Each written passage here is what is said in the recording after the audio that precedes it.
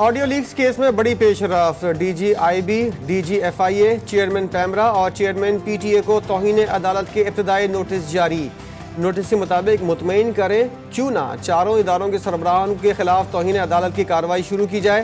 Justice Babar ستار پر اعتراض کی درخواستیں بدنیتی پر مبنی قرار۔ وزیراعظم کا گندم کی خریداری اور باردانے کے حصول میں کسانوں کو درپیش مشکلات کا نوٹس۔ وزیراعظم نے متعلقہ اداروں سے پوچھا کہ گندم کی خریداری کے لیے کسانوں کو باردانے کے حصول میں مشکلات کیوں ہیں۔ کسانوں کی محنت کو کسی کی غفلت کی بھینٹ نہیں چڑھنے دیں گے۔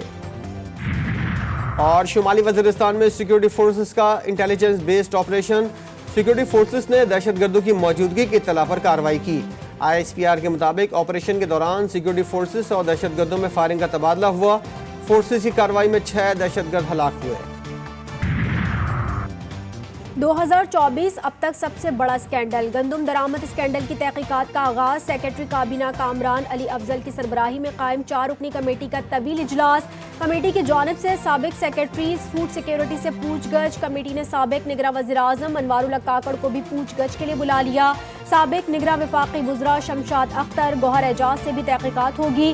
سابق وزیر اعلیٰ پنجاب محسن نقوی سے بھی معاملے کی انکوائری کی جائے گی۔ کمیٹی ذرائع کا کہنا ہے کہ نگراں وفاقی کابینہ ارکان کا گندم درآمد کے معاملے پر اہم کردار ہے، ان سے انکوائری کے بغیر رپورٹ نامکمل ہوگی۔ کمیٹی نے کسٹم، کراچی پورٹ اور ایف بی آر کے متعلقہ افسران سے تفتیش مکمل کر لی۔ گندم اسکینڈل پر نون لیگ کے قائد ان ایکشن، نواز شریف نے پیر کو وزیراعظم شہباز شریف کو بلا لیا۔ وزیراعظم کی سربراہ سیکرٹری کابینہ کامران علی افضل سے ملاقات۔ نگراں حکومت میں گندم کی درآمد کی ہر لحاظ سے مکمل شفاف تحقیقات کا حکم، دستیاب ریکارڈ اور دستاویزات کو سامنے رکھ کر سفارشات مرتب کرنے کی ہدایت۔ اتنے اخراجات ہونے کے باوجود ہم 2800 میں 3000 میں سیل کریں تو ہمارے اخراجات ہی نہیں پورے ہوتے ہیں۔ باردانہ نہیں مل رہا تو پھر گندم جڑی ہے جی وہ خراب ہو رہی ہے دن بدن۔ یہ باردانہ من پسند لوگوں کو دیا جا رہا ہے، ہم جیسے غریب آدمیوں کو نہیں دے رہے۔ گندم کا باردانہ کب ملے گا؟ پنجاب کے مختلف شہروں میں کسان گندم کی فصل کاٹ کر ہاتھ پر ہاتھ دھرے بیٹھے ہیں۔ ہر گزرتے دن کسان مشتعل کہتے ہیں منڈی میں آڑتی گندم کے کوڑیوں کے مول لگاتا ہے، مڈل مین سستے دام گندم بیچنے کا لالچ دے رہے ہیں۔ نان فائلر سے ٹیکس وصولی کھٹائی میں پڑ گئی، پاکستان ٹیلی کمیونیکیشن اتھارٹی اور فیڈرل بورڈ آف ریونیو آمنے سامنے۔ پی ٹی اے نے 5 لاکھ سے زائد سمز بلاک کرنے کی مخالفت کر دی۔ پی ٹی اے کا کہنا ہے کہ نان فائلرز کی سمز بلاک کرنے کا عمل ہمارے نظام سے مطابقت نہیں رکھتا۔ نان فائلرز کو نئی سمز کے اجرا پر بھی کوئی پابندی نہیں لگائی جا رہی۔ قانونی طور پر P T A SIMs block کرنے کا پابند نہیں، سمز بلاک کرنے سے متعلق طریقہ کار طے کیا جائے۔ انہوں نے بتایا کہ 750 ارب روپے کے جو سیلز ٹیکس ہیں وہ ہضم کی جا چکے ہیں، ہڑپ کی جا چکے ہیں۔ یہ پرسوں مجھے بتایا اب 2700 ارب روپے آلریڈی انڈر لیٹیگیشن ہیں۔ اللہ تعالیٰ سے وعدہ کریں کہ ہم مل کر پاکستان کی خدمت کریں گے تو ہندوستان کے باپ کو بھی ہم پیچھے چھوڑ دیں گے انشاءاللہ۔ ٹریبونل ممبرز یا تو کام کریں یا گھر جائیں، محنت کریں گے تو ہندوستان کے باپ کو بھی پیچھے چھوڑ دیں گے۔ وزیراعظم شہباز شریف کا ایف بی آر میں شاندار کارکردگی دکھانے والے افسران کو ایوارڈ دینے کی تقریب سے خطاب، بولے ایسا افسر برداشت نہیں جس کی ناک کے نیچے کرپشن ہو اور وہ ایکشن نہ لے۔ ٹیکس وصولیوں کا ہدف کرپشن، فراڈ اور لالچ کی نظر ہو رہا ہے۔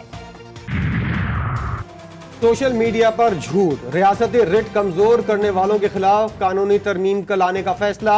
پیکا ترمیمی بل 2024 میں 10 سے زائد اہم ترامیم تیار کر لی گئیں۔ پیکا ترمیمی بل کے ذریعے ڈیجیٹل حقوق کے تحفظ کو اتھارٹی قائم کرنے کا فیصلہ۔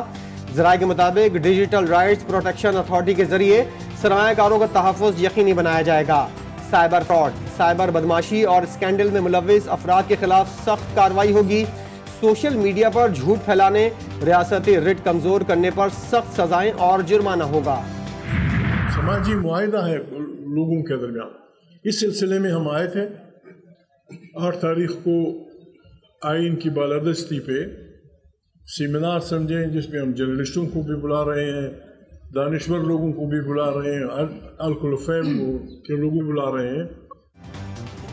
اتحاد برائے تحفظ آئین پاکستان کی احتجاجی تحریک میں تیزی، محمود خان اچکزئی کی سربراہی میں اپوزیشن رہنماؤں کی امی جماعت اسلامی سے ملاقات، حافظ نعیم الرحمان کو احتجاجی تحریک میں شمولیت کی دعوت، میڈیا سے گفتگو میں محمود اچکزئی بولے آئین کی بالادستی کے لیے اتحاد بنانے کی کوشش کر رہے ہیں۔ اسد قیصر نے کہا ملک میں اس وقت جنگل کا قانون ہے، مینڈیٹ کسی کو ملا، حکومت میں کوئی اور ہے۔ حافظ نعیم الرحمان کا کہنا تھا کہ آئین و جمہوریت کی بالادستی پر ہمارا اصولی اتفاق ہے، جماعت اسلامی اپوزیشن کے احتجاج میں ضرور شریک ہوگی۔ جماعت اسلامی آپ نے سیمینار کی دعوت دی ہے، اس دعوت کو ہم قبول کرتے ہیں اور انشاءاللہ جماعت اسلامی کی نمائندگی اس میں ہوگی، ہم مشاورت کریں گے اور سیمینار ظاہر ہے جمہوریت کی بالادستی کا ہوگا اور اس پر سب بات کریں گے تو ہم پوری بات کریں گے۔ جماعت اسلامی کو تو جچتا بھی ہے کہ جمہوریت پہ وہ بات کریں۔ سلیکٹیو جو ہے انہوں نے مذاکرات کرنے ہیں تو مذاکرات کی ناکامی پہلے دن سے ظاہر ہے، ان مذاکرات کا کوئی فائدہ نہیں۔ میں تو اس وقت اس بات کا حامی ہوں کہ اگر کوئی ڈائلاگ ہونا ہے تو نیشنل ڈائلاگ ہو، جس میں تمام تر اسٹیبلشمنٹ ہے، ہمارے عدلیہ ہے، ہماری سیاسی جماعتیں ہیں، دوسرے لوگ جو ہیں، جتنے بھی پاور سٹرکچر کے جو کمپوننٹس ہیں وہ موجود ہوں۔ سلیکٹیو مذاکرات کا کوئی نتیجہ نہیں نکلے گا، ملک میں اسٹیبلشمنٹ، عدلیہ اور سیاستدانوں سمیت قومی مکالمے کی ضرورت ہے۔ وزیر دفاع خواجہ آصف نے پی ٹی آئی کی کوششوں کو لا حاصل قرار دے دیا، کہتے ہیں 9 مئی کو فوجی تنصیبات پر حملہ کیا گیا، پارلیمنٹ کے اجلاس میں واقعے کی مذمت کریں گے۔